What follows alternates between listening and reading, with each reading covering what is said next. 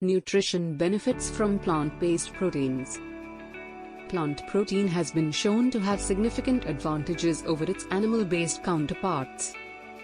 Plant sources of protein have been found to protect you against chronic lifestyle diseases.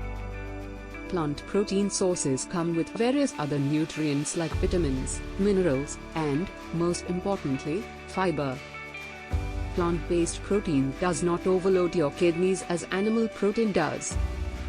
Plant protein from sources like soybeans has been found to protect you against cancer risk.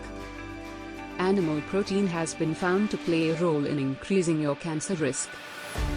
Plant protein sources have been shown to keep your body weight low and lower cholesterol and blood pressure levels. Eating plant-based protein has also been associated with a lower risk of stroke, cancer, and death from heart disease. Plants' proteins have also been shown to reduce the risk of type 2 diabetes and protect you against obesity.